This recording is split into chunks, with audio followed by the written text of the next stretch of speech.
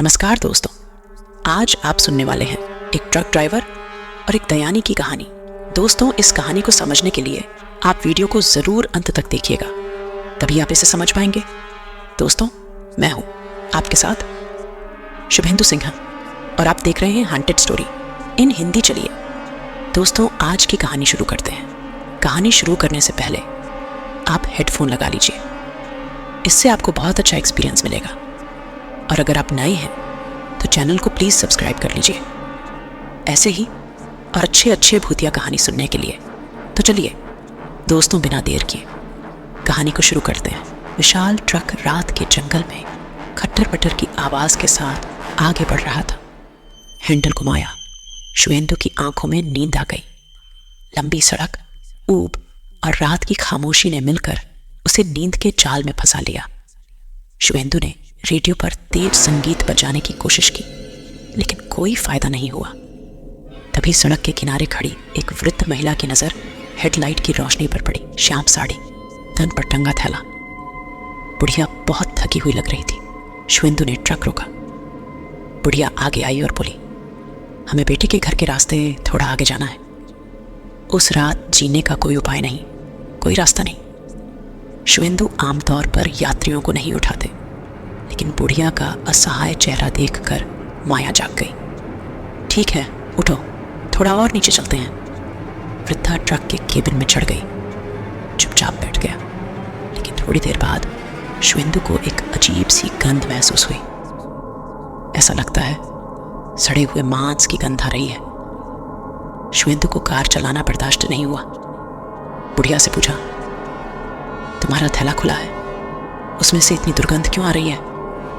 लेकिन कोई जवाब नहीं आया। शुभेंदु ने पीछे मुड़कर देखा। बुढ़िया ठीक बैठी है, लेकिन बैग गायब है। शुभेंदु ने आंखें खोली।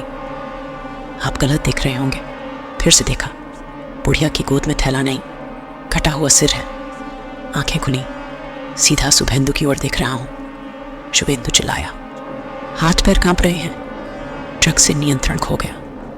ट्रक पेड़ से टकराया और चीख पुकार मच गई। काफी देर बाद शुभेंदु को होश आया। अस्पताल के बिस्तर पर लेटे हुए हैं। पुलिस पक्ष में। पुलिस ने कहा, एक बूढ़ी औरत की दुर्घटना में मृत्यु हो गई, वह आपके ट्रक के नीचे आ गई। शुभेंदु कुछ नहीं कह सके। वह समझ नहीं पा रहा था कि सत्य क्या है और भ्रम क्या है। लेकिन उसने अस्पताल की खिड़की से चांद की रोशनी में देखा, एक बूढ़ी औरत सड़क के किनारे खड़ी थी। श्याम साड़ी, तन पर टंगा थैला। सांस लेना शुभेंदु की जिम्मेदारी है। पुलिस की बातें कुछ हद तक औसत लगी।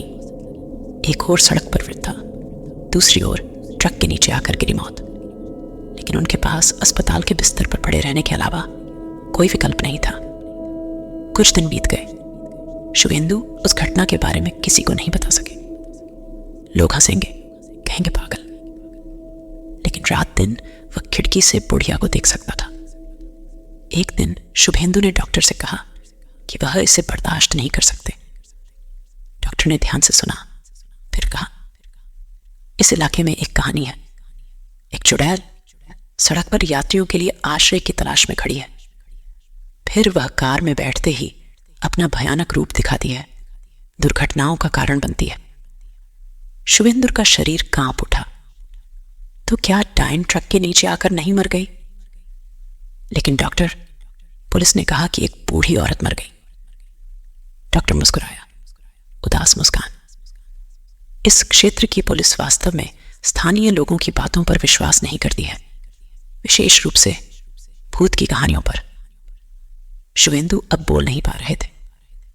उसके मन में एक ही सवाल था, डायन के श्राप से कैसे छुटकारा पाया जाए। एक दिन एक बूढ़ा साधु व्यक्ति अस्पताल में आया। शुभेंदु की कहानी सुनकर उसने राहत की सांस ली। चुड़ैल की आत्मा शांति चाहती है, उसे रिहा किया जाना चाहिए। साधु व्यक्ति ने शुभेंदु को किसी घटना के बारे में बताया। पूर्णिमा की रात को उस स्थान पर जाएं, कुछ विशेष पूजा सामग्रियों के साथ। कुछ दिन बाद पूर्णिमा। संत के निर्देशानुसार शुभेंदु रात में दुर्घटना स्थल पर गए। चारों तरफ अंधेरा, केवल चांदनी। पूजा सामग्री व्यवस्थित करने के बाद शुभेंदु ने मंत्र पढ़ना शुरू कर दिया। अचानक ठंडी हवा चलने लगी।